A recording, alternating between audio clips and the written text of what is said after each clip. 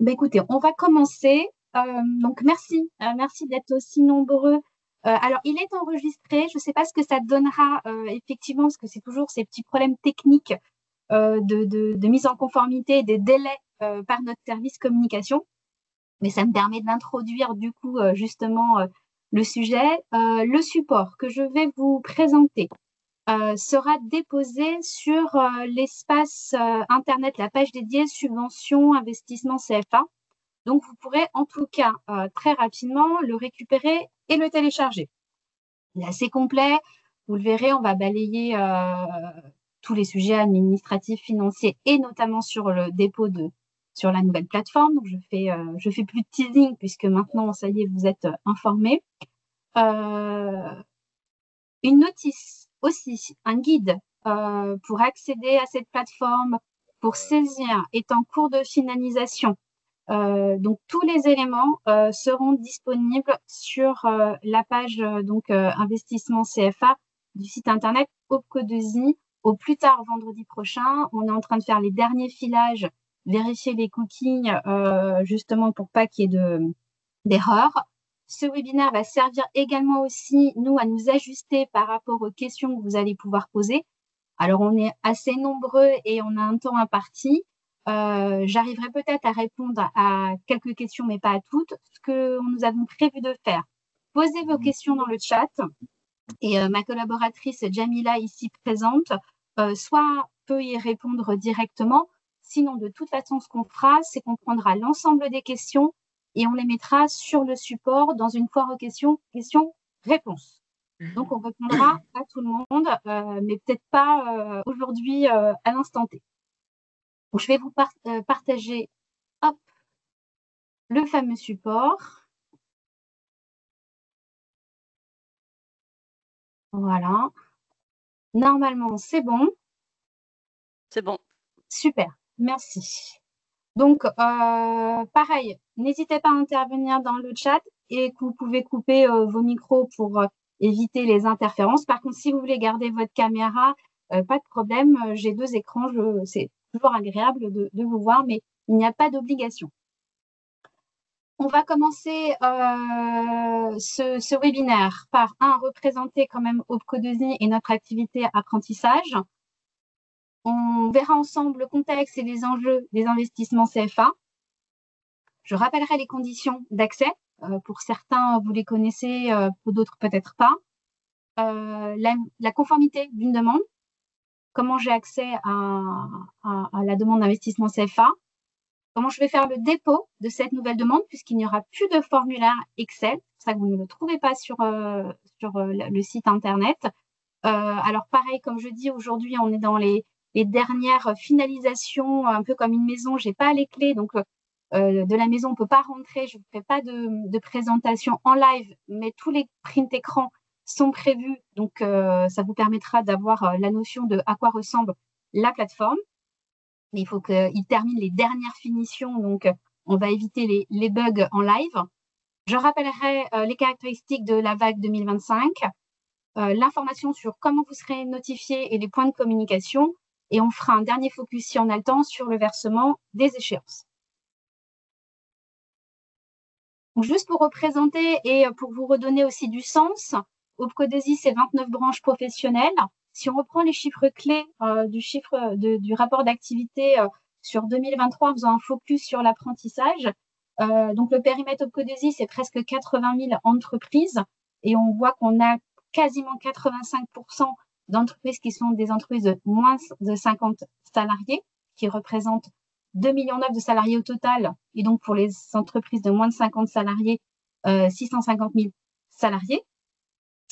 Si on fait un focus sur les contrats d'apprentissage qu'on a engagés sur l'année 2023, on voit que le niveau de formation est une répartition en un tiers, un tiers, un tiers. Donc, on a un tiers sur du niveau 3, 4 et 5, un tiers quasiment sur le niveau 6 et un petit peu plus, là, pour le coup, sur les niveaux 7. C'est une photographie, en tout cas, de l'activité d'engagement sur les 84 370 stagiaires qui ont bénéficié d'un contrat d'apprentissage sur l'année 2023. Donc, ça représente un peu plus de 20 000 entreprises bénéficiaires, un coût moyen environ de 14 400 € par contrat, et pour un engagement pour l'OPCO2I d'1,2 milliard sur l'année 2023. Un petit focus sur la répartition des entreprises qui sont utilisatrices, en tout cas sur l'année 2023.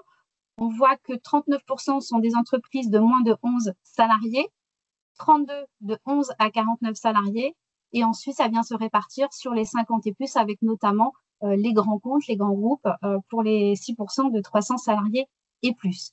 Pour autant, si on regarde bien la répartition des stagiaires dans ces entreprises, peut-être pas de surprise, mais effectivement, là on retrouve le plus, c'est dans les entreprises de 300 salariés et plus, où va venir se répartir 50% des stagiaires dans ces entreprises, et le reste est dispatché, comme vous le voyez, un peu plus dans les entreprises de 50 à 299, mais quasiment à égalité pour les moins de 11 et les 11-49. C'était pour faire un état des lieux. Ça vous permet d'avoir déjà une représentation de notre activité.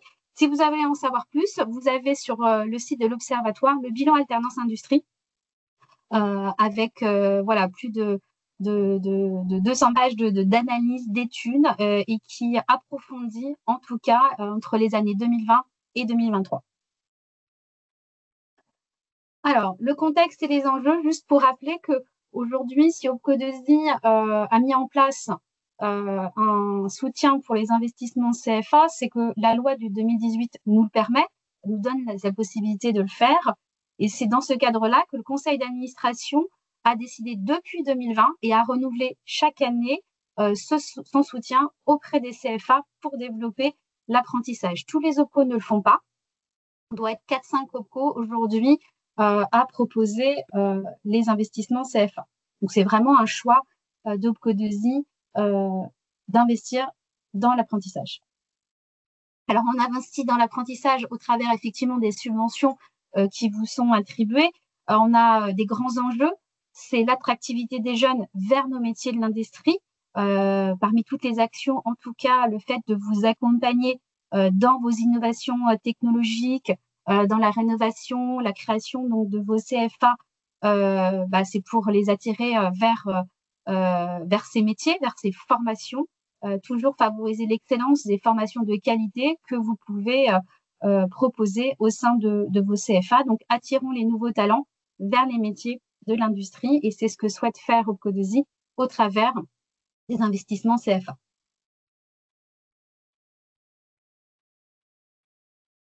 Alors, on va rentrer dans le vif du sujet, les conditions d'accès. Je les ai détaillées en 3 blocs. Quel CFA peut déposer du coup une demande auprès d'OPCO2I? On reverra ensemble les critères de recevabilité et sur quel type de projet les demandes peuvent porter. Donc, hop, il a été un petit peu vite. Voilà. Sur l'éligibilité du CFA. Donc, c'est bien un CFA qui dispose d'un SIRET, d'un code UAI, qui va déposer donc un seul dossier sur le périmètre de ces établissements. Il ne peut pas y avoir plusieurs dossiers pour un CFA. C'est un CFA, un seul dossier. Et pour les CFA qu'on dit hors les murs, effectivement, c'est également ce CFA qui va porter le dossier. Et dans les 2 cas, que ce soit administrativement, juridiquement, financièrement, tous les documents seront bien au nom du CFA. Donc, dans le courrier, dans la présentation du projet, dans les devis, dans toutes les études de programmation ou autres qui vont être demandées pour la constitution du dossier, c'est bien le CFA qui porte tous ces documents. On le verra également sur la partie contrôle, une fois que vous êtes notifié, que vous pouvez être amené à être contrôlé par notre service contrôle audit et nos commissaires aux comptes. On demandera des justificatifs comme quoi vous avez bien porté ces projets. Si, et c'est pas encore arrivé, mais on pourrait être amené à vérifier que ce n'est pas le cas, on pourrait être en droit de demander le remboursement de la subvention qui a été versée, puisque c'est bien à vous qu'elle est. Donc là, je parle bien des dossiers depuis 2024. Cette règle-là a été mise en place. et elle est reconduite pour 2025. Comme l'année dernière, pour plus que ça soit une exception et qu'on le mette à disposition, les CFA qu'on dit en création, qui vont être créés en cours d'année, peuvent également bénéficier d'un accompagnement d'Opco2I. Pour cela, il faut qu'ils se fassent connaître et pour se faire connaître, il doit contacter la région 2I. Donc sur le site internet, on a nos régions 2I avec les contacts pour produire tous les documents qui vont nous permettre tout simplement de le créer dans notre base de données. Donc, dans ces cas-là, effectivement, il faut le SIRET, l'adresse, toutes les informations, le code AEU ou en tout cas la preuve du dépôt, puisqu'on a vu le cas l'année dernière et le code UAU était arrivé quelques temps après, mais en tout cas, un IBAN. Donc, tous ces documents-là sont nécessaires pour qu'on puisse l'identifier dans notre base, qu'il existe, et qu'ensuite, vous le verrez via la plateforme et puisse avoir un accès. Ce qui est important, c'est qu'effectivement, un UFA ne peut pas faire une demande en direct, puisque c'est bien le CFA qui porte la demande. Sur les critères de recevabilité, elles sont identiques donc du coup à ce que vous avez vu l'année dernière, c'est-à-dire que vous devez justifier au sein de votre CFA, et donc tout site et UFA confondus, d'un pourcentage d'apprentis qui relève bien sûr des branches d'Opco2I. Donc, il y a déjà deux premiers critères au choix, c'est-à-dire que soit vous avez au moins 10% d'apprentis qui relèvent au moins d'une des branches d'Opco2I, je vous ai dit parmi les 29, soit vous avez au moins 20% d'apprentis qui relèvent de plusieurs branches couvertes par Opco2I. Tout simplement, vous avez 200 apprentis dans votre CFA, 10%, j'ai 20 apprentis par exemple de la maroquinerie, je suis donc éligible à ce critère de recevabilité. Par contre, j'ai 18% de maro, 18% de textile et 18% de bijouterie, 18 apprentis, pardon. Eh bien, si j'additionne, ça fait 54 apprentis. Là, j'arrive à 27% et donc je suis bien également, je valide ce critère de recevabilité puisque en additionnant, j'atteins le minimum requis. Si ce n'est pas le cas, et ce qui était prévu également, on a inscrit ça sur 2024 et on reconduit en 2025, pour les CFA qui n'auraient qu'une section spécifique, voilà, je suis peut-être multidisciplinaire, mais pour autant, j'ai vraiment une section qui répond à un besoin sur un territoire, et pour ne pas être exclu, vous aurez la possibilité, vous le verrez dans la saisie, d'indiquer que vous demandez une demande uniquement pour cette section qui relève d'une des branches d'Opco2I. Le deuxième critère de recevabilité, c'est la viabilité de votre financement. Donc, lorsque vous allez préparer et analyser votre projet de financement, vous devez d'ores et déjà identifier et justifier les financements qui ne seront pas supportés par Opco2I. Donc, à minima, puisque vous savez que ce n'est pas un droit de tirage, hein, vous déposez votre dossier, mais ensuite, il y a toute une analyse qui est faite et un avis qui est fait par nos CPNE pour vous donner un avis favorable, total, partiel, voire au refus, que ce soit sur une ou plusieurs natures.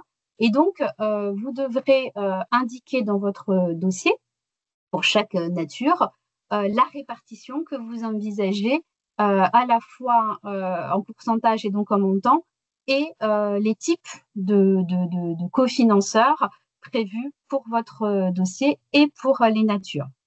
Nous avons également mis en place l'année dernière, pour réguler aussi les demandes faites à Opco2I, la possibilité d'aller, et encore une fois, c'est une possibilité, ce n'est pas un forfait fixe de pourcentage, donc jusqu'à 50% si votre projet, le montant total est inférieur ou égal à 500 000 euros. Dès lors qu'il dépasse ce plafond, vous devez donc porter votre demande par nature jusqu'à 40% maximum. Il n'y a pas, bien sûr, de montant total plafonné. Cependant, on vous demandera donc de réguler et d'être garant et de bien vérifier que le pourcentage que vous allez demander par nature répond bien à ces deux plafonds, 50% et 40%, pour bien justifier. Pour les dossiers pluriannuels, je rappelle que vous devez l'indiquer. On vous donnera une coche prévue à cet effet et on vous demandera d'évaluer du coup les coûts envisagés. Pour autant, lorsque nous allons notifier la subvention, elle sera bien sur l'année 2025. Il n'y aura pas d'engagement qui sera fait sur les années suivantes. Concernant les natures d'investissement, vous avez la possibilité dans vos projets de demander sur 3 types de natures. Une nature qu'on appelle équipement, une nature travaux et rénovation et une nature immobilier. Bien sûr, on n'est pas sur une liste non exhaustive, mais ça vous donne une photographie de ce que vous pouvez demander. Si on fait un zoom sur la partie équipement, sont exclus de fait les équipements qui relèvent du forfait premier équipement. Bien sûr, on ne va pas financer par 2 fois, à la fois par le biais des contrats d'apprentissage et par le biais de la subvention investissement CFA. Sont exclus également les équipements dont la durée d'amortissement est inférieure ou égale à 3 ans. Puisque, et ça, c'est les règles comptables, et je vous invite à voir vos directeurs financiers si vous n'êtes pas sûr de ce cas-là, mais en tout cas, elles sont déjà pris comptabilisés dans le calcul des NPEC, donc on ne va pas refinancer ces équipements. Quand on regarde la durée de la réalisation des projets, c'est-à-dire qu'une fois que vous aurez déposé, qu'on aura notifié, pour tous les projets qui n'auront que des natures d'équipement, vous aurez donc 2 ans à compter de la notification, qui se fera courant juin, pour réaliser et nous transmettre tous les éléments jusqu'au solde du dossier. Donc 2025, on arrivera sur juin 2027. Et pour tous les dossiers qui comporteront à la fois équipement, mais travaux, rénovation, immobilier, on a un changement cette année. Et là, c'est 4 ans à date de la notification pour réaliser le projet. Donc, on arrivera à 2029. Donc, ces 4 ans ne s'appliquent qu'à partir des dossiers qui seront déposés en 2025. Si vous avez des dossiers actuellement en cours, je rappelle que la durée était sur 5 ans. Maintenant, si c'est terminé, vous pouvez très bien envoyer votre demande de solde. Alors, la conformité d'une demande, et là aussi, bien sûr, vous êtes vigilant et attentif, c'est de vous rappeler les pièces que vous devrez fournir pour les types de projets que vous allez nous transmettre. Si vous avez un projet essentiellement et principalement que sur de l'équipement, donc bien sûr, il y aura un courrier de demande de subvention que vous allez devoir déposer, une présentation du projet, et on vous a proposé un modèle qui est sur notre page internet opcodesi.fr, donc subvention investissement CFA. Vous pouvez télécharger cette présentation du projet, un RIB certifié conforme et un devis pour chaque équipement. Une nature, un devis en montant TTC et un calendrier prévisionnel de la réalisation de votre projet. Dès lors que vous allez avoir des natures de travaux et d'immobilier dans votre demande d'investissement CFA, vous allez voir, on retrouve, alors c'est peut-être redondant, mais au moins c'est très clair, on retrouve bien sûr le courrier et la présentation, le RIB, mais on vous demandera également, tout comme les années précédentes, un plan prévisionnel d'impact de ces investissements sur le fonctionnement de votre CFA, une estimation de l'impact sur votre chiffre d'affaires avec les types de publics attendus, l'étude de faisabilité, l'étude de programmation réalisée pour les travaux et immobiliers. Et vous verrez que pour la saisie et lors de la saisie, vous avez des pièces jointes prévues à cet effet. On a fait simple, donc il n'y a plus de WeTransfer, il n'y a plus d'envoi par mail. Tout sera sécurisé, analysé et vous verrez bien la bonne transmission à nos services pour instruire vos dossiers. Un zoom particulier, effectivement, sur les devis que vous allez déposer. Je rappelle qu'on est sur des réalisations qui, là, sont faites en 2025. Alors, on est en janvier, mais il n'y a pas de rétroactivité sur des achats d'équipements ou des réalisations qui auraient pu être faites avant 2025. Concernant le devis, et là, c'est très important, et je vous demanderai votre vigilance sur ces éléments, il doit être en euros. Donc, si vous avez des fournisseurs étrangers, merci de faire la conversion avec la date pour le montant indiqué. Il est bien en TTC, ça c'est important. Les informations sur le devis doivent être cohérentes avec la saisie de la demande. Je m'explique. On avait parfois des devis pour 10 casques virtuels, voilà, avec un certain montant, et pour autant, la demande, on avait un montant différent. Et en fait, quand on faisait l'instruction, on rappelait et on disait, bah non, en fait, on n'en a pas 10, finalement, on n'en prend que 8. Mais nous, ça, on ne peut pas le savoir. On a à peu près une centaine de dossiers. Vous connaissez vos dossiers par cœur, bien sûr, mais nous, on va instruire, il faut que ça soit le plus clair possible. Donc, lorsque vous saisissez le descriptif, quand vous saisissez le montant que vous allez demander, faites en sorte que votre devis soit le plus clair possible. S'il est hors taxe, je vous invite à faire le calcul. Maintenant, on peut rajouter sur le devis un calcul, une annotation, tout ce qui nous permettra d'être au plus clair pour l'instruction de votre dossier. On a parfois des propositions commerciales qui font 150 pages avec beaucoup de conditions. Ce n'est pas là-dessus qu'on va aller chercher. Mettez-nous l'essentiel pour qu'on puisse effectivement avoir les bonnes informations et valider. Car toute demande qui sera incomplète, tout devis qui ne correspondra pas, pourra faire l'objet d'un refus. Alors, comme vous nous connaissez, vous savez bien sûr qu'on fait une première relance pour vérifier la conformité, mais on a des délais quand même courts en termes d'instruction, de validation pour après faire la présentation, et vous le verrez, le calendrier, CPNE et ensuite différentes commissions. Donc, vraiment, veillez à ce que les informations que vous nous transmettez correspondent bien à la saisie. Donc, justement, la vague 2025, pour vous donner une perspective de délai, elle va s'ouvrir donc début février. On a prévu jusqu'au 21 février donc la possibilité. On a fait 3 semaines et pas 4 semaines, puisqu'on a considéré qu'avec la plateforme, vous aurez une facilité aussi de traitement. Et sans vous cacher, de toute façon, on recevait les 3 derniers jours quasiment 80% des dossiers. Donc là, ça va vous permettre de préparer, vous verrez, de saisir, d'enregistrer, de revenir sur votre demande avant de la transmettre à nos services. Ensuite, toute la partie de février à mars, on sera sur l'instruction de vos dossiers avec possibilité de prise de rendez-vous pour des mises en conformité ou de relance. Il faudra vraiment que nous, on puisse valider la recevabilité et la conformité d'ici fin mars. Vous voyez, on a un temps très court pour nous permettre de présenter donc les dossiers auprès des CPNE qui devront s'organiser et se réunir afin de rendre un avis consultatif sur les demandes. Une fois qu'on a récupéré cet avis, on a une commission alternance qui est le 20 mai 2025, sur laquelle la commission alternance va donner donc ses recommandations. Et ensuite, le conseil d'administration du 6 juin 2025 devra donc valider et donner sa décision pour que nous puissions vous transmettre, et j'ai mis au plus tard, bien sûr qu'on arrivera avant, mais je connais les délais et il vaut mieux vérifier que tout soit bien en place.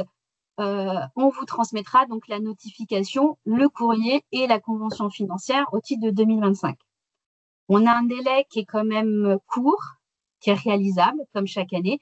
C'est pour ça, voilà, je demande vraiment votre vigilance sur la saisie de vos dossiers et des pièces qui seront transmises. Ça y est, on y est, 2025. À quoi va ressembler du coup le dépôt d'une demande auprès d'Opco2i. Voilà. Peut-être que vous connaissez cet espace, peut-être pas. En tout cas, sûrement vos équipes doivent avoir un accès. Donc, on a une plateforme, Mon Compte 2i, qui est un portail qui vous permet aujourd'hui de déposer des pièces, des conventions, de la facturation, pardon, sur les contrats d'apprentissage. Donc, si aujourd'hui, vous êtes la personne qui gère aussi cette partie-là, vous avez un accès. Vous verrez, on va regarder comment modifier son profil et ses habitations. Si vous ne l'êtes pas, et vous pouvez d'ores et déjà le faire, il n'y a pas besoin d'attendre le bloc investissement CFA, c'est demander la création d'un compte pour avoir accès à la plateforme. Si vous avez oublié votre mot de passe, vous faites mot de passe oublié.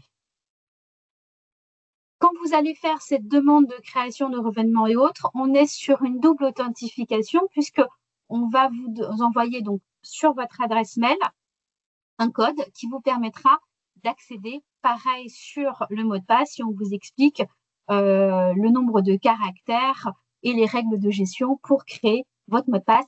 Rien de nouveau de ce qui peut exister sur les différentes plateformes. Donc, vous allez vous connecter, vous allez avoir votre accès. Nous, on a déjà prévenu nos équipes support qu'on pouvait avoir effectivement un certain nombre de demandes qui arrivent.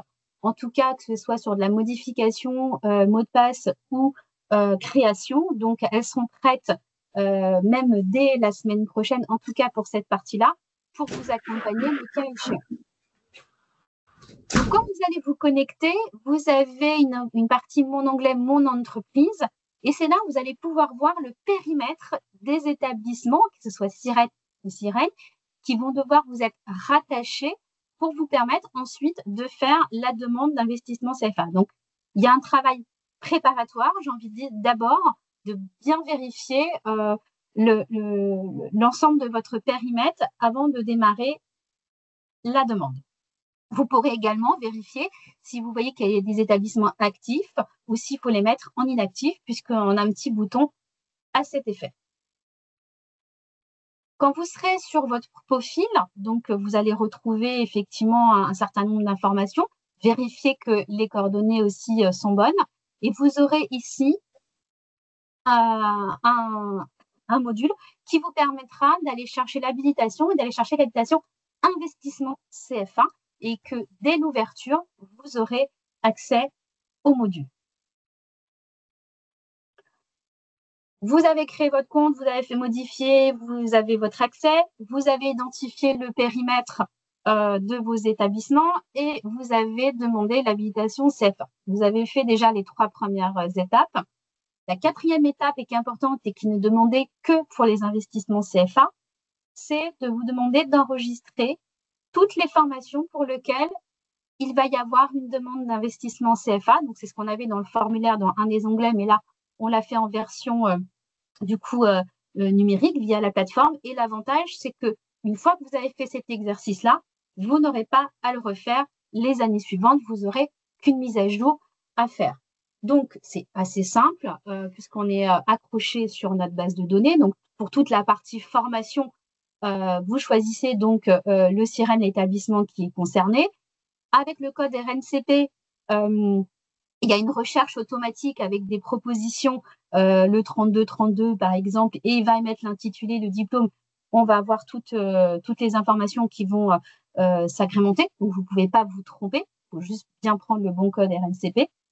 Et ensuite, vous allez cocher oui sur renseigner les effectifs, puisque, comme vous le savez, on vous demande la répartition donc des types de publics et des branches du coup associées pour vos formations. Une fois que vous avez fait l'information, vous allez cliquer ici sur enregistrer l'information et vous pourrez passer à la suivante. Si vous en avez qu'une, il n'y a pas de sujet. Si vous en avez plusieurs, eh bien, vous devez saisir autant de fois de formations qui vont justement bénéficier du périmètre pour la demande de subvention. C'est, on va dire, le moment peut-être le plus fastidieux, quoique vous aviez l'habitude de préparer, mais au moins une fois que c'est fait, vous n'aurez pas à revenir ensuite par-dessus au moment de la saisie, vous le verrez, et pour les prochaines demandes. Alors, vous avez tout mis à jour, vous êtes prêts, vous allez pouvoir, dès votre tableau de bord d'accueil ou dans l'onglet sur le côté, vous avez un sommaire qui s'appelle Mes demandes, cliquez sur Investissement CFA et pouvoir démarrer votre demande tout simplement. On commence par renseigner les coordonnées, et oui, parce qu'on peut avoir différents contacts qui sont en lien avec la demande d'investissement CFA. On vous demande en tout premier le représentant légal. Donc, il va représenter donc, le CFA. Pourquoi? Puisque c'est cette personne-là qui sera indiquée en tant que signataire de la convention financière et à qui on adressera le courrier de notification. Le personne responsable du dossier, qui est en charge de toute la construction et la demande, et on avait mis directeur administratif ou comptable. s'il y a une personne effectivement spécifique sur toute la partie ensuite versement et qui sera en charge une fois que la subvention est faite du déclenchement. Si vous êtes à la fois responsable et directeur, enfin sur la partie comptabilité, je dirais, vous mettez 2 fois, parce que vous avez vu qu'il y a le petit astérix rouge et qu'on demande de remplir le nom, le prénom, l'adresse email pour pouvoir vous contacter. Une fois que vous avez fait ça, vous voyez, vous avez sur votre gauche une espèce de fil d'Ariane et effectif suivi. Vous pouvez directement passer à l'étape suivante et dès que vous avez complété, eh bien, ça se met en vert. Donc, vous savez où est-ce que vous en êtes au moment de l'étape et ça vous permet de vous dire, je peux revenir dessus ou j'en suis là. Puisque si vous devez arrêter pour X raison, vous allez refermer avec la petite croix, vous pourrez revenir sur votre demande et reprendre à l'étape où vous en étiez ou faire les modifications. Tant que vous n'avez pas envoyé, de toute façon, vous pouvez faire les modifications. Donc là, vous allez retrouver sur l'effectif, c'est la même répartition que vous aviez connue. Donc, on vous demande la répartition du type de public et on vous demande également la répartition des apprentis qui relèvent d'Opco2i par rapport à votre effectif de contrat d'apprentissage. Donc, c'est ce que j'ai dit tout à l'heure sur le critère de recevabilité. L'avantage, c'est que vous avez ici la liste déroulante des branches. Vous mettez le nom et il calcule automatiquement le pourcentage requis. Plus d'erreurs, de formulaires, de formules qui ne fonctionnent pas. Il fait tout pour vous. Et donc, il va déterminer de ce fait la branche la plus représentée avec l'indication si vous êtes recevable ou non recevable. Si vous n'êtes pas recevable, et dans ces cas-là, vous aurez une petite coche section et c'est là que vous pourrez effectivement dire OK, j'atteins peut-être pas les critères comme je l'ai vu, mais comme on a vu qu'on avait la possibilité de le faire pour une section, c'est à ce moment-là que vous choisirez la section. Vous ne pouvez pas faire de demande tant que vous n'avez pas rempli cette étape, vous avez bien compris. On arrive aux pièces jointes. Jusque-là, tout va bien. On a vu les pièces jointes obligatoires au préalable qui sont nécessaires pour déposer. On vous a mis exactement les intitulés. Donc, vous allez chercher votre fichier et vous pouvez les déposer tout simplement sur la plateforme et passer à la nature d'investissement. Si vous avez d'autres documents à fournir, puisque là, on a mis les 4 pièces vraiment obligatoires qu'on retrouve et qu'après, on a vu qu'on avait des distinctions en fonction des natures de dossiers, vous cliquez sur le petit plus et il vous propose d'autres documents à déposer. Une fois que vous avez fait ça, donc vous avez fini toute la partie dossier, vous allez commencer à saisir de ce fait vos natures et vous allez les compléter une par une. Donc, vous aurez un onglet nature d'investissement où on vous demandera est-ce que c'est de l'équipement, l'immobilier ou du travaux. Et ensuite, vous aurez ce même déroulé qui va s'afficher à chaque fois que vous ferez une nature. Quand vous arriverez à la fin, vous pourrez recommencer, ainsi de suite, ou vous arrêter une fois que vous avez terminé la saisie de la nature. On retrouve toujours le site bénéficiaire, la priorité, si elle est haute, moyenne, basse, ce qui va permettre de donner de l'indication donc aux CPNE qui vont étudier vos projets, puisque je vous invite à bien détailler dans le descriptif de votre projet, appuyer avec des photos, appuyer avec des informations, des indications, et que ça soit bien en lien avec chaque nature pour qu'ils puissent s'y retrouver, et de dire, voilà, dans l'évaluation que j'ai demandée par rapport au montant de la subvention, il y a bien sûr des priorités sur certains équipements naturaux par rapport à d'autres, et vous donner cette indication sur votre dossier. Vous renseignez tous les éléments, la date de lancement, on y a préparé, date de démarrage, et vous poursuivez votre saisie. Soit vous êtes sur un financement sur l'année, et dans ces cas-là, on va vous demander de détailler. Pareil, à partir du moment où vous allez mettre le montant, il va faire la répartition et il va vérifier que le coût total a bien été réparti. En cas d'erreur ou d'oubli, il y aura un message d'erreur qui vous dit « vous n'avez pas bien complété ». Donc, attention, il y a un zéro ou quelque chose qui ne convient pas. Et si vous êtes sur un plan de financement pluriannuel, vous aurez une case à cocher et vous aurez la possibilité, tout comme on retrouvait sur le formulaire, d'avoir la répartition de ce qui est demandé en année N, année antérieure à N, puisqu'on peut avoir un suivi de dossier, Et les années suivantes, pareil, avec les différentes sources de financement. La quote-part et le calcul du pourcentage se fait également automatiquement pour vérifier la cohérence de ce que vous avez indiqué par rapport à les répartitions sur l'année.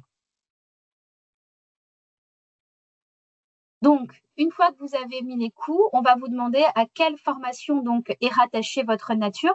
Et c'est là d'où toute l'importance, vous avez vu, où on vous a demandé de bien enregistrer les formations qui sont concernées, puisqu'en cliquant sur sélectionner formation, vous allez retrouver et vous allez pouvoir déterminer cet équipement de pelliculeuse, eh bien, c'est pour mon BTS pharma médicaments. Cette machine à coudre à usage usine industrielle, c'est pour mon bac pro maroquinerie. Voilà, et vous pourrez dire, vous avez aussi parfois des investissements qui peuvent concerner plusieurs formations et vous aurez également la possibilité de cocher plusieurs formations qui seront rattachées à votre nature d'investissement. Non. Coordinateur il y a un petit micro, Sylviane. Ensuite, vous indiquerez du coup la répartition. Je ne sais pas, tu as envoyé la fiche, mais on n'a pas reçu comme quoi elle était publiée. Micro, si je me permets. Mais je ne sais pas si je... Il y a un micro ouvert. Voilà, j'ai désactivé le micro, pardon. Donc là, je reprends. Donc là, on va vous demander effectivement la répartition des apprentis en lien donc avec les formations qui sont en lien avec la nature d'investissement, puisque comme vous le savez, le critère de recevabilité nous permet de voir si votre CFA répond bien à ces critères. Pour autant, lorsque vous pouvez être pluribranche, j'ai envie de dire, c'est pas très joli, on va regarder quelles vont être les sections de formation avec les branches les plus représentatives pour nous permettre de bien orienter votre dossier vers la bonne CPNE qui va donner donc un avis. Et pareil, cette répartition, elle se fait de façon automatique. Dès lors que vous mettez le nombre d'apprentis, la plateforme fait le calcul. Donc, vous voyez, à chaque fois que vous passez, vous êtes forcément sur la validation des étapes. Donc, vous ne pouvez pas oublier une étape, vous ne pouvez pas oublier une information. Vous respectez l'ordre de saisie et vous êtes assuré que tout fonctionne correctement. On arrive sur la fin. Donc là, c'est les pièces jointes. Donc, comme je le répète et je l'ai redit, vous déposez votre devis en TTC en veillant bien que ce soit le bon devis, bien sûr. N'hésitez pas à le renommer pour une meilleure traçabilité. Une fois que vous l'aurez fait, vous cliquerez sur enregistrer la nature et vous pourrez procéder à une nouvelle demande de nature d'investissement ou vous arrêtez là.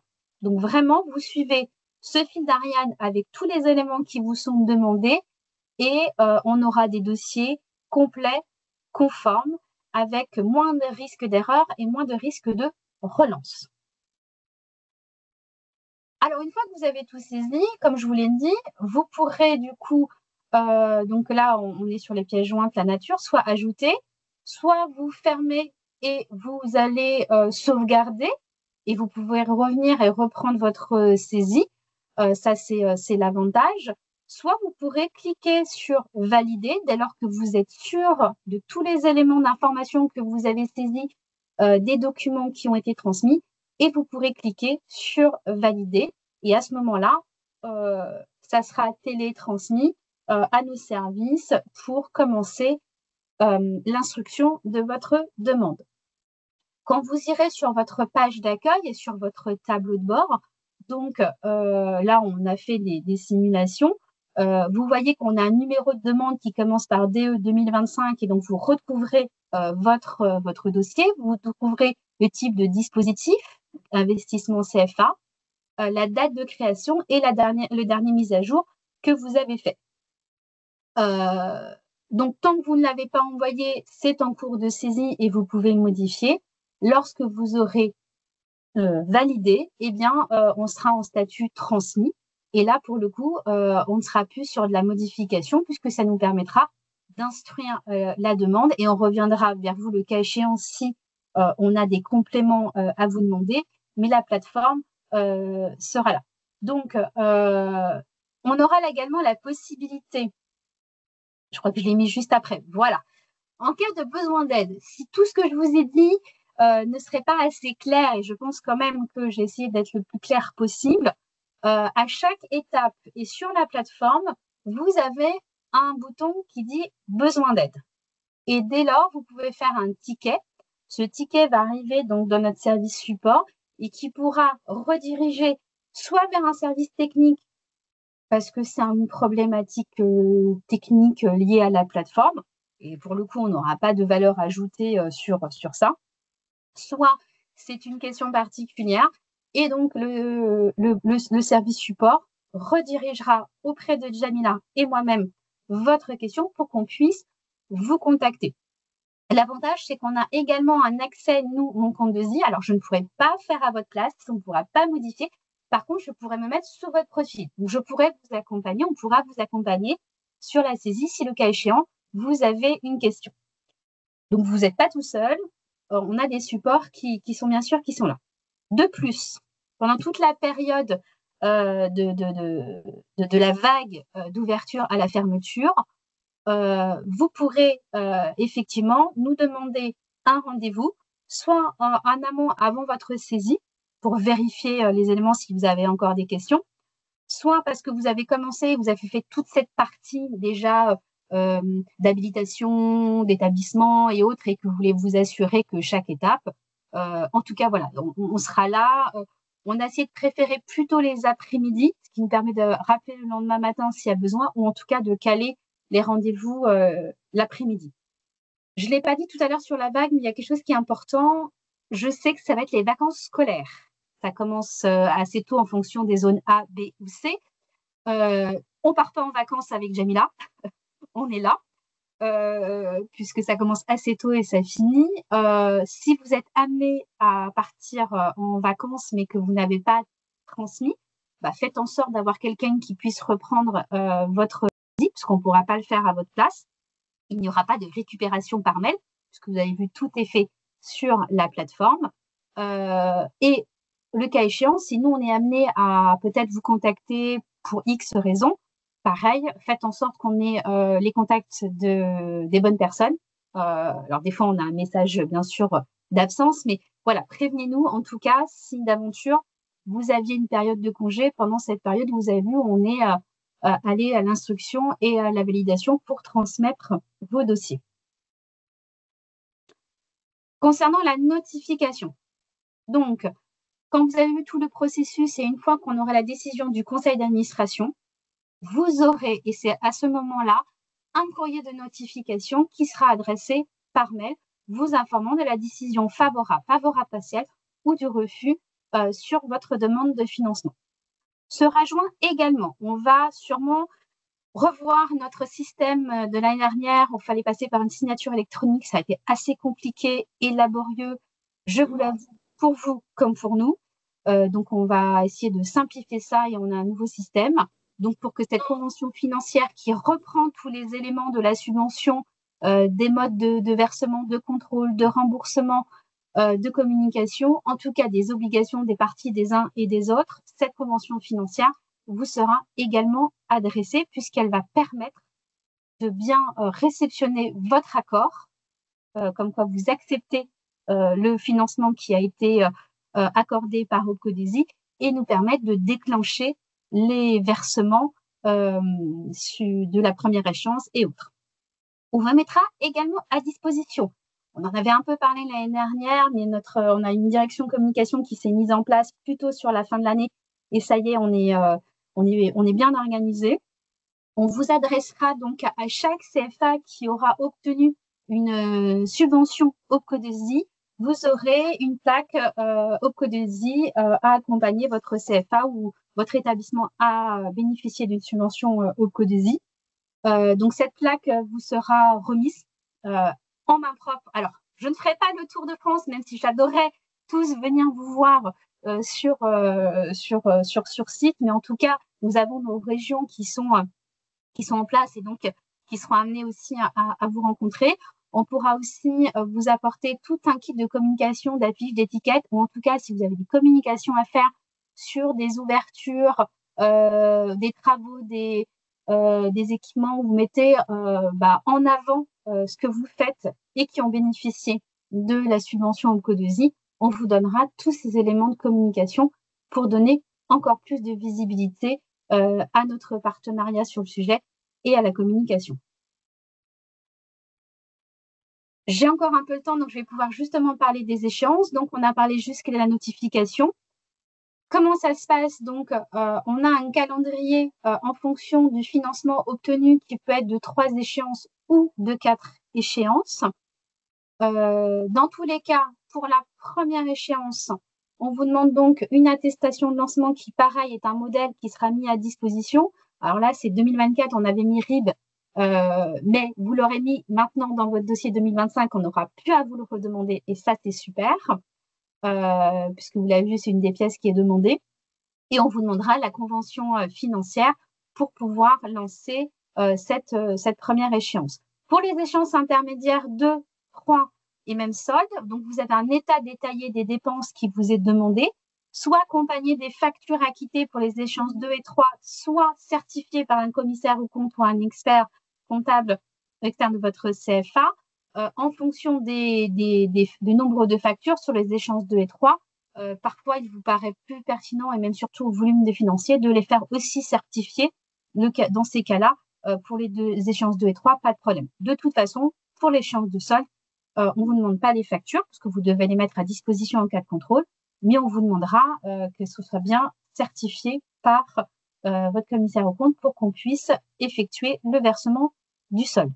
Donc, comme je vous l'ai expliqué, à partir de la notification au maximum le 30 juin, on va se mettre en ordre de marche pour récupérer les conventions financières, les attestations de lancement et le procéder sur toute la partie de juillet, en tout cas un maximum pour nous sur le versement de cette première échéance qui correspond à 50% de la subvention qui vous a été accordée. Bien sûr qu'on sait qu'on est à l'été, donc on va laisser passer l'été. Et en tout cas, on attendra jusqu'à la fin de ces 3 mois. Au-delà des 3 mois, là, on va vous demander, au-delà de la convention et l'attestation de lancement, de bien nous confirmer de votre plan de financement et que, bien sûr, vous avez les fonds disponibles, vous avez obtenu l'accord de la région, vous attendiez une notification d'une banque ou autre. Donc, parfois, vous avez tous les éléments en juillet, septembre et c'est parfait. Parfois, vous attendez un peu, mais c'est là aussi où nous, on a des échanges avec vous. Puis, il ne faut pas hésiter aussi à demander des rendez-vous pour qu'on puisse informer aussi, nous, la commission alternance, du bon suivi du déroulement des subventions qui ont été accordées et ne pas faire de provisions de subventions qui finalement ne seront pas utilisées. Donc, le support, je vous l'ai quand même mis et vous le retrouvez de toute façon sur notre site internet. On l'a revu à septembre 2024. Donc, on avait fait un webinaire à cet effet-là. Vous étiez certains d'entre vous présents. C'était pour qu'il y ait plus de clarté et de facilité de traitement des documents, puisque effectivement, vous nous envoyez sous format PDF. C'est un format Excel. Vous pouvez bien sûr mettre en PDF. Il n'y a pas de sujet pour le faire certifier. Néanmoins, on avait parfois tout un tas de factures et pas des sous-totaux. Et donc, c'était à nous, à la main. Autant vous dire que faire un calcul à la calculette sur un PDF pas très clair, on pouvait être amené à faire des erreurs. Donc, dans cette nouvelle version de cet état détaillé que vous pouvez utiliser pour tous les dossiers, tous les millésimes, il n'y a aucun sujet, il y a un deuxième onglet qui est là. Et là, pour lequel vous pouvez mettre toutes les factures, là, pour le coup, le détail par type d'équipement et autres. Et c'est vraiment la somme globale de chaque équipement et notation en reprenant ce que vous avez eu dans la notification qui nous permet vraiment de tracer et de traiter beaucoup plus facilement vos demandes, que ce soit pour des versements d'échéance intermédiaire ou pour le versement du solde. Pour toute question pour laquelle vous n'auriez pas la réponse aujourd'hui sur le support, vous pouvez donc nous écrire à subventioncfa@opco2i.fr. Vous retrouverez, comme je vous l'ai dit, sur le site internet d'Opco2i, faire une demande de subvention. Et comme alors là, on vous l'a mis, mais vous serez déjà sur le site, donc mais c'est pas grave, on ne sait jamais. Ça peut être pour des collaborateurs. Donc, les conditions d'accès sur la page, le support que je viens de vous présenter. On l'enrichira des questions que Jamila a récupérées là dans le chat pour bien répondre justement. Le guide de saisie, vous avez vu les différents écrans. Je pense que voilà, maintenant on est tous on sait tous utiliser une plateforme et on a essayé vraiment de la faire la plus ergonomique, la plus visible, avec des aides à la saisie sur le sujet. Donc tout sera mis en place au plus tard vendredi, comme je vous expliquais, à la veille de l'ouverture de la vague. Et bien sûr, vous pourrez solliciter des rendez-vous, des points tout au long de la période de février pour qu'on puisse vous accompagner au mieux. On sera là, on sera à votre disposition sur le sujet. Alors, je vois juste une question. La demande peut-elle accepter partiellement? Oui, bien sûr.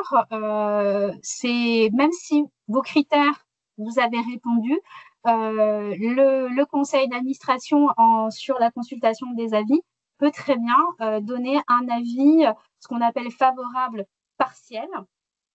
Et donc, vous avez pour chaque nature un avis qui est donné. Donc, vous pouvez très bien avoir 10 natures et vous en avez 5 qui sont validées et 5 qui ne le sont pas. Donc, on a un avis partiel sur le projet. On peut avoir des refus que sur une nature. Dire celui-là, il n'y aura pas de financement, mais vous les avez sur les autres. C'est aussi un avis partiel.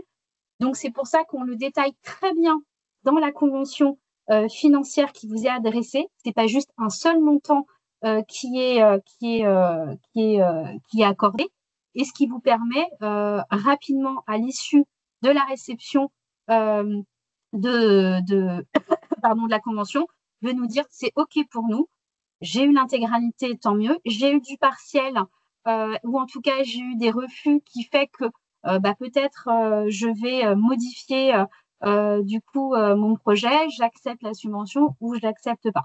Dans ces cas-là, il ne faudra pas hésiter à revenir nous voir pour demander. Alors, je vais essayer de répondre aux questions. Il y a beaucoup de questions. Alors, il y en a beaucoup. Je ne vais pas répondre à tout comme je vous l'ai dit.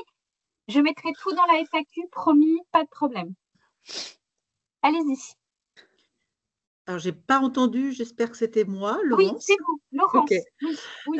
Alors, là, l'OPCO peut potentiellement, s'il a demandé à accepter, être financé à 50%. Grand max, en fonction du plafond. Grand max, voilà, bref. Donc, ça signifie qu'il y a un autre cofinanceur. Oui. Les CFA n'ont pas forcément les fonds propres pour financer des gros projets, et on peut avoir un autre cofinanceur. Oui. Et cet autre cofinanceur aura aussi besoin de devis que les devis soient à son nom pour financer ou pour justifier, lui, ses propres versements. Et donc, comment faire dans ce cas-là où je dois avoir des devis au nom du CFA et pourtant mon cofinanceur va aussi vouloir que les devis soient à son nom? Alors, je suis désolée sur ce point-là, mais en tout cas, nous, il faut que les devis soient à votre nom pour bien justifier que c'est vous, puisque c'est vous qui allez acheter l'équipement. Ce n'est pas OPCO de Zinc qui achète l'équipement. Je ne sais pas toutes les règles des autres financeurs sur certains OPCO ou régions. Souvent, ça arrive sur les régions. Soit vous le précisez, soit vous le mettez sur un autre devis. Je n'ai pas vraiment la réponse, je suis désolée. Mais en tout cas, pour les règles qui sont demandées, on ne pourrait pas avoir pour votre CFA, la région PACA, par exemple, a besoin de ce devis-là. En tout cas, ce n'est pas aujourd'hui les documents et la conformité des documents qu'on vous demande pour le dépôt du dossier. Ce qui est problématique parce que voilà, le cofinanceur, il a besoin de justifier. Et si le cofinanceur n'est pas le CFA parce qu'il n'a pas les fonds, mais c'est quand même une demande pour l'alternance, pour des alternants, avec des cofinanceurs qui peuvent être, par exemple, des appels à projets AMI, par exemple, AMI CMA, compétences métiers d'avenir, où il y a de l'alternance. En fait, eux, ils voudront avoir leur nom et pourtant, il faudra que ce soit le nom du CFA. Donc, on va perdre une partie de nos cofinanceurs. Alors, voyez sur les devis ou les fournisseurs, je ne saurais pas vous dire, honnêtement, je n'ai pas la réponse honnêtement à cette question-là. Puisqu'on n'accepte pas de devis qui ne serait pas intitulé, voire peut-être avec le cofinanceur pour dire que c'est bien vous, même s'il y a une partie. on peut essayer de trouver une solution, mais c'est clair que si je ne sais pas que c'est bien vous qui supportez, que même si c'est dans le cadre, on ne pourra pas prendre cette nature. Mais on peut essayer de voir ensemble si vous voulez. Si je peux mettre les deux noms sur le devis, c'est-à-dire le CFA et le cofinanceur, ça résout le problème. Ça résout le problème puisque je sais que vous le portez et que vous aurez mis dans votre nature qu'il y a bien un cofinanceur et qu'on sait que c'est une spécificité du fait d'une demande du cofinanceur. Mais il faut que je vois que ça soit bien vous et que ça ne soit pas que la contrepartie, en tout cas. Pas de problème. Ok, j'ai compris. Merci. Hicham Benani, vous aviez levé la main. Excusez-moi, je reviens. Je voulais juste avoir deux petites informations rapides. La première, c'est est-ce que vous pouvez me rappeler, j'ai été un peu distrait, vous m'excuserez, la période de saisie? Oui, attendez, je vous mets la période. Ah oui, non, j'ai enlevé mon écran, mais c'est pas grave.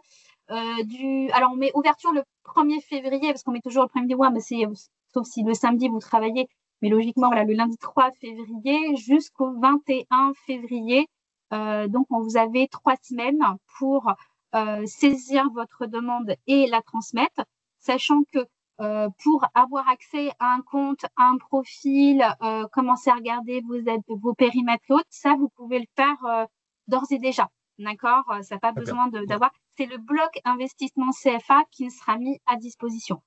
Si jamais, et parce que vous connaissez les travaux comme moi, que ce soit pour une maison ou pour un CFA, des fois, on a le petit côté technique. Ouh là là, c'est un peu décalé. On ne souhaite pas, mais ça pourrait arriver. Dans ces cas-là, bien sûr, on élargira un peu le délai pour permettre à tout le monde de bien saisir et de transmettre. On vérifiera, nous aussi, qu'on n'ait pas des demandes qui sont bloquées. Ça ne devrait pas arriver, hein, mais on va dire que 99% souvent fonctionnent très bien et on ne sait pas pourquoi on va avoir 1%. Donc, on se met aussi la possibilité, avec notre support technique, de pouvoir aller et de faire passer dans les tuyaux si jamais vous rencontrez une difficulté à un moment donné ou pas. Très bien, merci. Et deuxième et dernière question, j'ai vu passer que les devis devaient être de 2025. C'est un peu étonnant, non? Oui. Alors, parce qu'on démarre sur l'année 2025, en tout cas, on l'avait précisé, c'est vrai que c'est pour l'année. On peut en avoir sur 2024 parce que vous avez eu une estimation. Souvent, on est sur du novembre-décembre parce que vous avez fait une demande. Attention, je dis toujours attention à la réactualisation, Oui. Parce que tout devis que vous avez fait peut-être il y a 6 mois, ça ne va pas du tout être les mêmes montants au moment où vous allez déposer votre dossier. C'est pour ça qu'on dit qu'il vaut mieux que ça se fasse sur l'année en cours, puisque quand vous allez déposer votre dossier avec les montants, ça va figer. Donc, tous les coûts qu'on va présenter vont être des coûts. Donc, si après d'aventure, vous avez, et vous savez, quand vous envoyez, on vous dit attention, là, le montant, il est inférieur, ou mon fournisseur, il a mis plus 20% parce que autres frais et autres. De toute façon, nous, on figera avec les montants et les devis que vous avez déposés dans votre dossier. C'est pour ça que je dis, si vous avez des devis, alors en plus, des fois, les devis, ils ont un délai. Non, mais je comprends. Voilà, c'est pour ça qu'on vous dit le plus juste, c'est ce que vous avez fait sur l'année. Très bien. Merci, Madame Cordier. Merci. Olivia. Je me permets par les prénoms. Hein. Vous pouvez m'appeler Julie aussi, mais Olivia Maubert. Parce que je n'ai pas vos CFA du coup. Donc, je ne sais pas. Merci. Ah, et votre micro n'est pas ouvert. Ah, c'est mieux. Voilà. J'avais une question relative au planning, en fait. Si on fait une demande de subvention au mois de février, donc avant le 21, si jamais on a des travaux un petit peu urgents dans la partie qu'on demande, est-ce qu'on peut engager les dépenses en prenant le risque que vous ne les financiez pas, bien entendu, hein, mais est-ce qu'on peut commencer à engager les dépenses? Oui. Alors, on n'est pas là pour vous bloquer, on n'est pas là pour vous empêcher de le faire, d'accord? Que ce soit des équipements, que ce soit des travaux. Maintenant, comme vous l'avez très bien dit, vous avez vu la période qu'on a et vous aurez la notification que au maximum le 30 juin. Donc, du coup, effectivement, si vous êtes emmené à déjà engager des fonds, que ce soit pour réserver un équipement ou autre, nous, on se décharge de toute responsabilité si d'aventure, il y avait des coûts supérieurs, si finalement vous n'avez pas l'intégralité sur une ligne de nature ou s'il y avait un refus. Voilà. D'accord, oui, mais après, à nos propres risques, mais on peut commencer heureusement, parce les que travaux. des fois, Oui. vous voulez faire une rentrée en septembre, vous avez besoin d'équipement pour la rentrée. Voilà, on sait bien qu'il ne faut D'accord. pas attendre qu'au devis le 30 juin. Mais c'est pour ça qu'on essaye de faire un délai assez court, vous Ouais, l'avez vu, on l'a vu. pour vous permettre voilà, d'aller assez vite pour avoir la notification. J'ai Jean-Marc, Merci. de rien, Fizaï. Je dis plutôt les prénoms parce que je ne veux pas dire de. Ouais, Oui, c'est Jean-Marc, pas de souci. c'est Jean-Marc. Donc moi, je suis sur la partie usinage et maintenance industrielle. Donc ma question, c'est pareil, c'est en fait, nous, on n'avait pas assez, l'année dernière, on n'avait pas commencé le projet en début 2024. On l'a fait en fin 2024 et c'est sur fin 2024 et 2025. Et on a acheté donc des machines à commande numérique. La question, c'est est-ce que c'est faisable ou pas? Est-ce que c'est utile Pas que de je rétroactivité sur 2024. Il faut que les achats soient faits sur 2025. Oui, alors de toute façon, les achats seront faits puisque les factures, en fait, le planning va jusqu'à mars 2025. Donc après, la question c'est est-ce que c'est recevable ou pas? Voilà, c'est ça ma question. Quand bien même les travaux, Alors, les voilà. travaux, non, parce qu'ils ont été démarrés avant. Du coup, donc, Non, on ne parce prend qu'il y a pas des des travaux, en fait, il y a des travaux par phase. Donc c'est pour ça que je vous dis ça.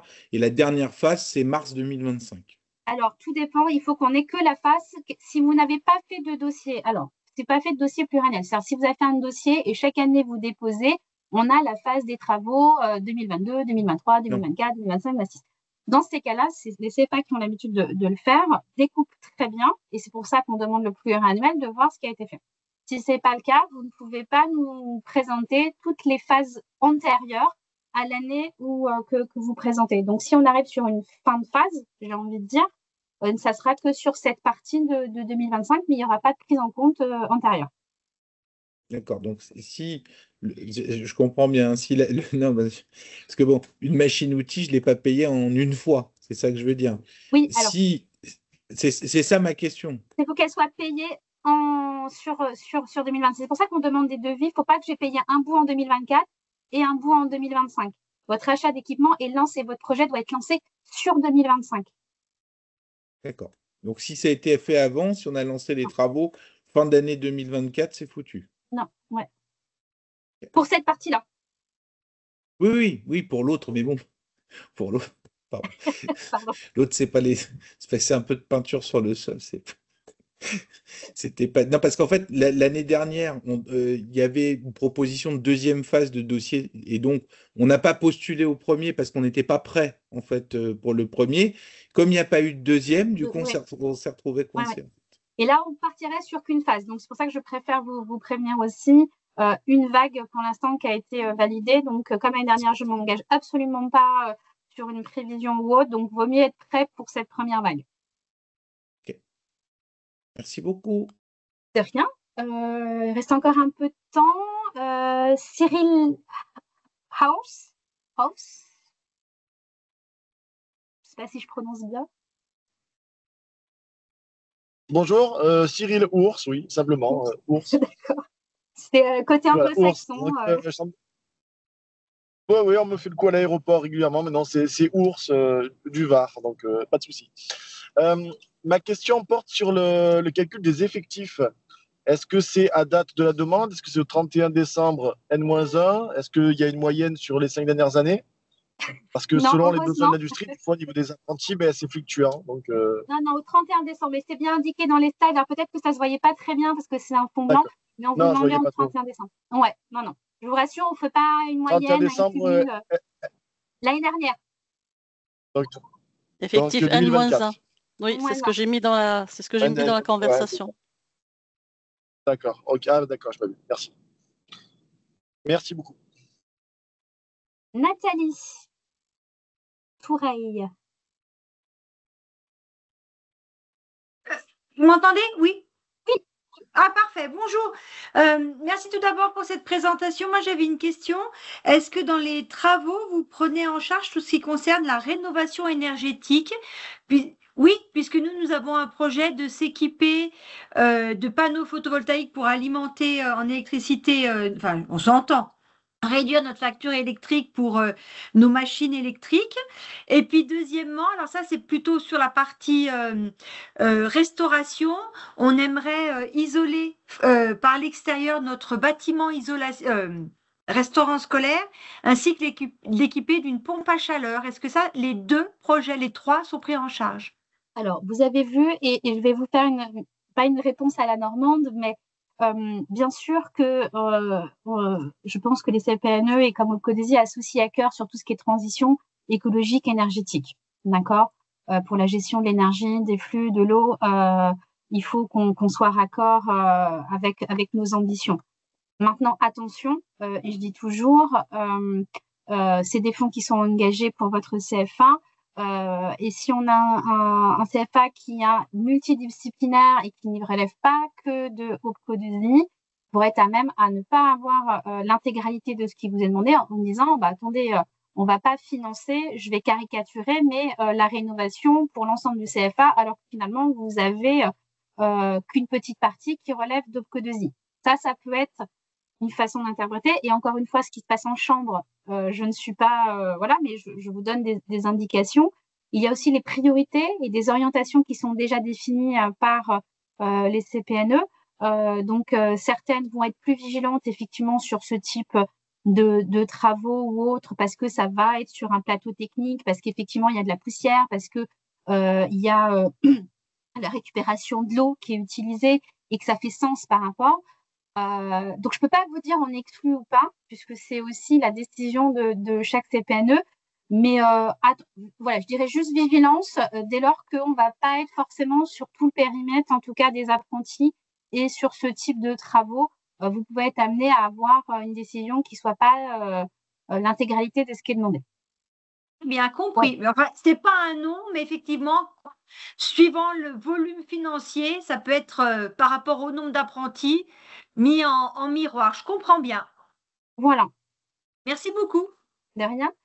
Valérie Bernon. Bonjour à tous. Moi, une question très pratico-pratique. Cette année, j'ai 5 CFA hors les murs, je précise. Ouais.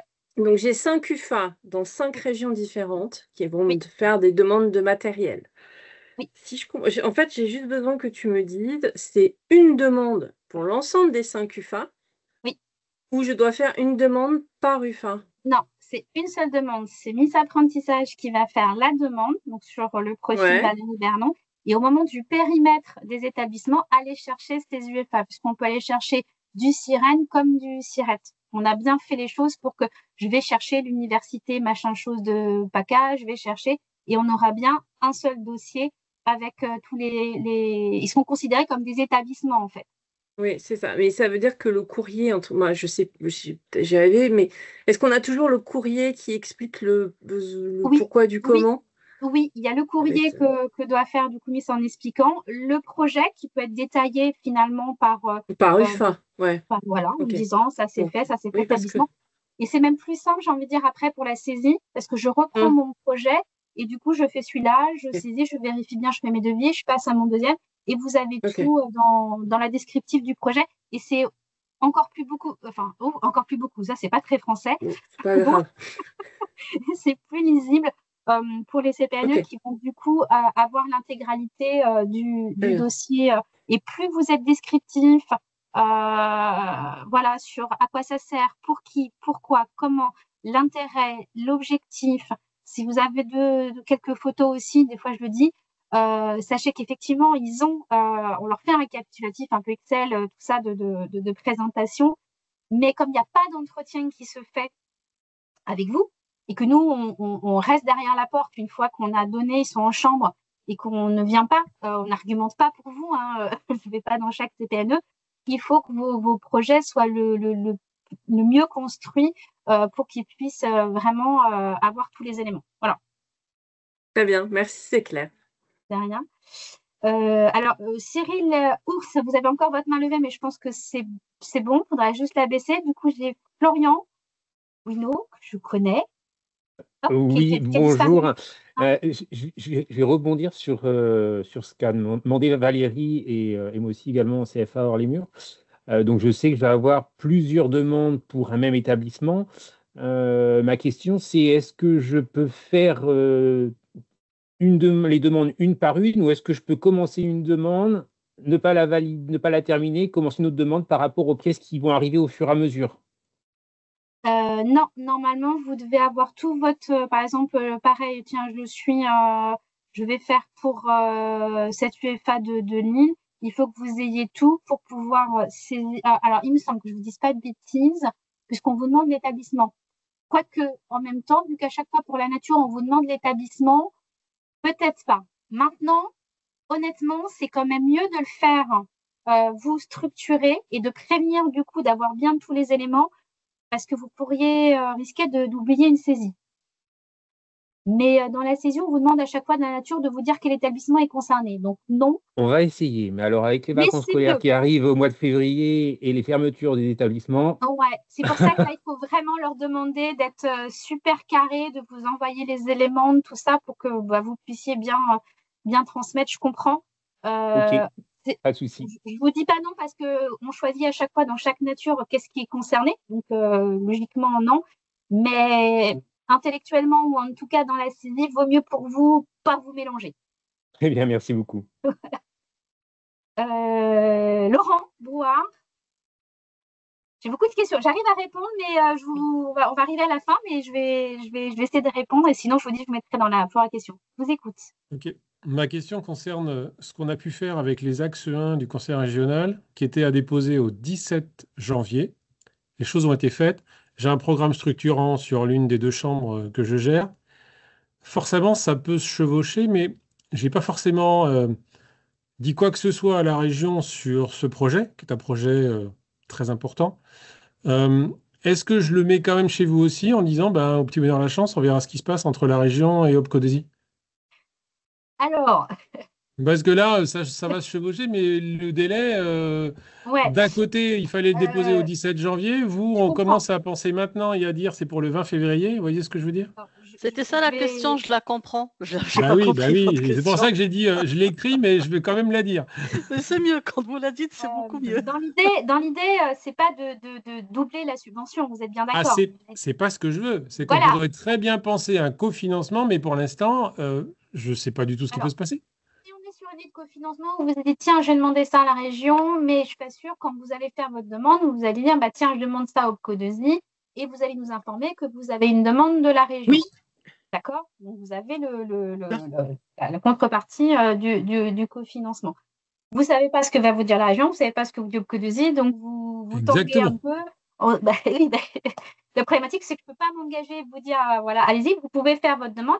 Par contre, ce qui est sûr, et que ce soit pour vous ou pour n'importe quel autre cofinanceur ou autre, il faut qu'on sache très rapidement, si vous nous dites, j'ai pas eu de la région, donc du coup, je laisse tomber cette nature-là, ou en tout cas, je ne pourrais pas le faire, et que nous, il faut qu'on le sache très, très vite. La région ne me le dira pas avant le mois d'avril. Voilà, bon, nous, on ne vous le dira pas avant juin. Donc, j'ai envie de vous dire, vous aurez la réponse d'avril. Après, lorsqu'on fait le contrôle, mais là, ce n'est pas le cas, et on est totalement transparent et il n'y a pas de souci, c'est qu'effectivement, on peut être amené à vous demander après de justifier les pièces et des financements.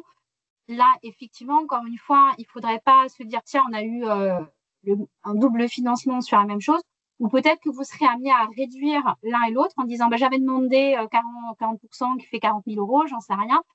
Finalement, au vu de ce que j'ai eu, je demanderai moins au moment où je demanderai mon versement et mes soldes à Opcodesi. Et ça, pareil, vous pouvez nous dire, on ne pourra jamais faire à la hausse, on ne pourra jamais compenser ce que vous n'avez pas eu, parce que quand c'est figé, c'est figé. Oui, bien sûr. Si vous avez obtenu plus, dans ces cas-là, il faut qu'on sache et qu'on sait que du coup, on donnera moins, puisque, encore une fois, on vous donne une information par nature. Comme je l'expliquais, ça peut être total, partiel ou refus, mais en tout cas, lorsqu'il y a un accord. Et donc, on ne se compense pas d'une nature à l'autre. Et donc, il faut qu'on sache où on va pour justifier, nous aussi, auprès de nos commissaires aux comptes. Ouais, mais moi aujourd'hui, je peux très bien dire à la région, écoutez, il y a quelque chose qui se passe avec Opcodesi, je peux essayer quelque chose, donc je vous informe que je fais, et à vous, je vous dis, j'ai déjà fait au Conseil régional. Hein. Complètement, vous le mettez dans votre Moi, je vais être transparent, c'est pas, j'ai pas de problème. Hein. Ouais, non, mais vous avez vu d'ailleurs dans le cofinanceur, il y a région, il y a autre co, donc. Oui, j'ai vu, c'est pour ça que je me dis, le timing, là, il est Alors, je sais qu'on a des régions qui, des fois, sont plus tardives. On a des OPCO, on est plutôt en même temps. Il y en a qui démarrent fin décembre. On essaye de faire en sorte, mais c'est compliqué de se coordonner. En tout cas, sur Bien ce sûr. sujet-là, c'est pas le plus évident. Mais si le projet est structurant et qu'il est vraiment très important d'un point de vue financier, il faut essayer de trouver une solution. Je comprends. Ah ouais. Donc, c'est juste que je peux pas m'engager et vous dire, voilà. En tout cas, vous avez vu le calendrier. Donc, vous Ouais, aurez c'est la bon. notification de l'un ou Mais l'autre après. maintenant, en fonction de ça, je sais ce que je vais faire. Tant mieux. Je vais informer du monde. D'accord, très bien. Merci en tous les cas. Merci. Gilles. Garçon, Gilles, fille. Oui, merci. Merci pour cette présentation déjà. J'ai plusieurs questions. Je reviens sur les devis, vous allez me répondre rapidement. Est-ce que vous acceptez les devis de 2024? J'ai bien compris que les prix pouvaient évoluer, mais est-ce que c'est acceptable dans la constitution du dossier? Oui, mais comme je vous l'ai expliqué tout à l'heure, c'est vrai que si vous avez des devis qui sont plus d'actualité ou autres, attention, puisque c'est sur ça qu'on fait. Donc, bien sûr, on ne va pas refaire faire souvent des devis à des fournisseurs. Ce que je dis juste, voilà, il ne faut pas qu'il y ait de réalisation ou d'acompte versé. On est vraiment sur un projet qui est réalisé en 2025. D'accord, ok, très bien. Et deuxième chose, pour créer son compte, on va, en fait, j'étais en train de le faire, là, j'ai posé la question. Donc, oui, j'ai trouvé. Donc, j'ai la réponse. Je ne faisais pas de live, hein, parce que les plateformes, au moment où on parle, il y a toujours. Non, mais a priori, j'ai la réponse. Merci. Vous avez la réponse, super. Mais de toute façon, voilà, vous pouvez d'ores et déjà créer votre compte. On vous demande votre adresse email, on vous demande un mot de passe. Ensuite, vous recevez, vous mettez un code, quoi. C'est vraiment assez simple. Et vous pouvez déjà aller voir à quoi ressemble en tout cas l'environnement. Voilà. Merci J'ai beaucoup. répondu. Super. Merci. Oui, très bien. Merci. Peut-être dernière question, Sylviane Jotemberg. Faut que tu l'autorises le micro, Gilles, tu l'avais fermé. Pardon, c'est parce que tout à l'heure, votre micro c'était ouvert. Alors attendez, pardon, excusez-moi. Maintenant, vous pouvez. Il y avait un son tout à l'heure qui était gênant. Vous m'entendez? De très loin, mais allez-y. Merci beaucoup. Juste cette belle présentation. On ne vous entend pas. Plus du tout. Parlez plus. Ah, c'est mieux. C'est mieux là? Oui. D'accord, vous m'entendez? Oui. Ok, parfait. J'avais une question en fonction du nombre d'apprentis. J'ai bien compris que on pouvait parler de 20% des apprentis sur plusieurs branches. Mais par exemple, si je demande de matériel sur une formation donnée, est-ce que ce calcul revient sur la formation proprement dit ou sur l'ensemble des 20% que l'on a et auquel on peut déposer une demande? Je ne sais pas si je suis claire. Vous êtes claire, j'espère que je vais Gilles. être claire dans ma réponse. Déjà, on va vous demander, c'est ce qu'on appelle le critère de recevabilité, c'est quelle est la répartition des apprentis au sein de votre CFA. Donc, vous pourriez très bien avoir la répartition des 10% ou les 20% parce que vous avez plusieurs branches. Et vous pourriez très bien demander, après, par la suite, uniquement sur une formation. Donc, je prends mon exemple, j'ai 30 apprentis en plasturgie, j'en ai 30 en chimie, j'en ai 30 en pharma, voilà. J'ai bien ma répartition au niveau de mon CFA. Pour autant, je ne suis pas obligée de faire une demande pour l'intégralité de mon CFA ou autre. Je peux faire une demande spécifiquement que pour ceux de la plasturgie et peut-être même que pour le BTS plasturgie, par exemple, parce qu'il n'y a que cette année où j'ai besoin de faire un investissement sur cette section. Voilà. Il faut décorréler. Il y a le critère de recevabilité, d'accord? Et après, sur quelle formation je vais demander la subvention. Ça peut être plusieurs si je réponds aux critères de recevabilité.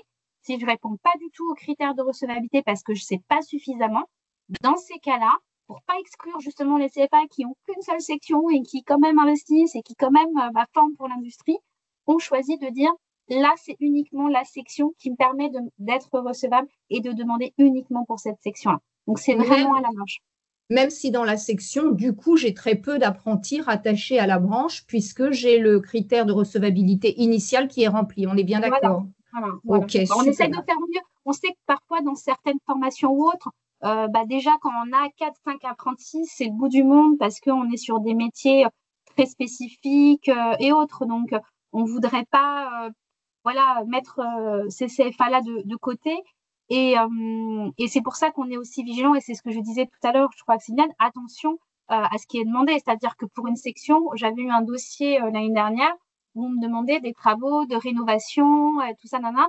Or, la demande avait été portée que sur une section. Ça passera pas. Enfin, j'ai déjà prévenu d'avance. Vous allez donc, si c'est pour l'achat d'un équipement effectivement très spécifique, bah, ça fait plus de sens, et c'est comme ça que vous l'expliquez dans votre présentation de projet. D'accord, merci beaucoup, c'est très clair. Tant mieux. Allez, la dernière, Joséphine Arnaud. Oui, bonjour, Joséphine Arnaud du CFA NSupLR, le CFA de l'Occitanie-Est, CFA d'enseignement supérieur. J'ai une question au niveau des cofinanceurs. Vous dites qu'il faut donner des informations sur les cofinancements. De quel ordre exactement? Quels sont les documents attendus pour les cofinanceurs? Alors, il n'y a pas de document attendu. Vous allez voir que c'est dans la saisie, on va vous demander de faire une répartition. On est assez transparent avec vous, c'est-à-dire qu'au moment où vous déposez, vous n'avez pas toujours encore fait la demande, que ce soit la région, vous n'avez pas forcément des retours. Donc, c'est du déclaratif en fait dans la saisie. Vous allez me dire, voilà, je fais cet achat d'équipement à 100 000 euros, je demande 40 000 à Opco2i, et bien les 60 000 restants, vous allez les ventiler en fonction des financeurs que vous avez déterminés. Mais on ne vous demandera pas votre emprunt bancaire, on ne vous demandera pas le dépôt à notre Opco ou à la région. Ce qu'on vous demandera, c'est qu'effectivement, quand on va vous envoyer le courrier de notification, quand vous allez signer la convention financière, c'est que vous acceptez le financement, et c'est donc que vous avez obtenu en tout cas les réponses qui vous permettent de dire « je déclenche le projet ». D'accord. Et c'est là où voilà, on est dans une relation de confiance sur ce sujet-là. On n'a pas encore fait évoluer à ce point-là parce qu'on sait que c'est compliqué. Vous n'avez pas toujours les éléments.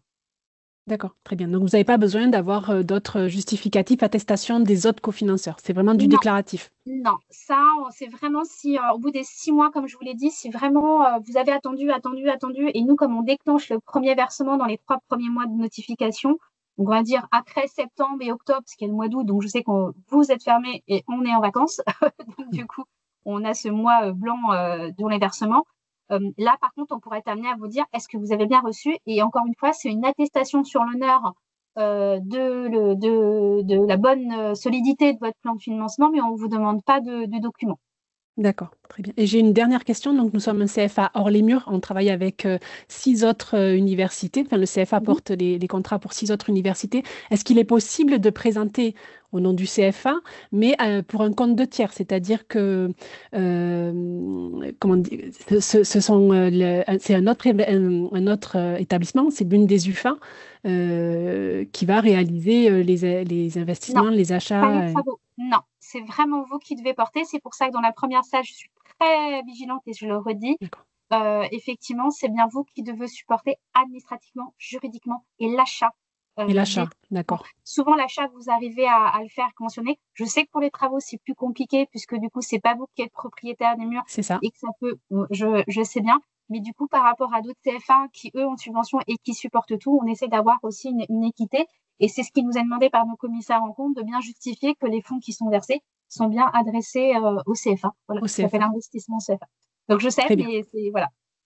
Merci beaucoup pour vos réponses. Merci. Merci à vous. Je crois que j'ai répondu en tout cas à un maximum de questions. Si ce n'est pas le cas, comme je vous l'ai dit, posez-les dans le chat. Encore une fois, le support sera mis en ligne sur le site internet opco2i.fr. Le guide d'utilisation, j'ai bien pris en compte les questions là qui ont été posées. On refera cette FAQ à la fin. Vous avez les coordonnées donc pour nous joindre, pour demander un rendez-vous ou un complément d'information. N'hésitez pas à partir du lundi 3. Voilà, la semaine prochaine est assez chargée. Peut-être que j'aurai le plaisir de rencontrer certains puisque on présente mardi 28 janvier chez les Compagnons du Devoir de Paris qui nous accueillent. J'aurai la chance du coup de présenter avec Stéphanie Verhaeghe le bilan de l'alternance dans l'industrie 2020-2023. Donc, si vous n'êtes pas encore inscrit, vous pouvez encore le faire. L'invitation est sur LinkedIn. et on vous présentera également l'offre d'accompagnement, ce qu'on souhaite faire en termes d'accompagnement, de partenariat avec vous, CFA, au-delà de la subvention CFA, voilà, on est partenaire. Je vous remercie. Je suis désolée si je n'ai pas pu donner la parole à tout le monde, mais presque. Merci de votre écoute et vous avez nos coordonnées, donc n'hésitez pas à nous contacter. Merci beaucoup. Bonne journée. Merci beaucoup. Au revoir. Au revoir. Merci. Au revoir.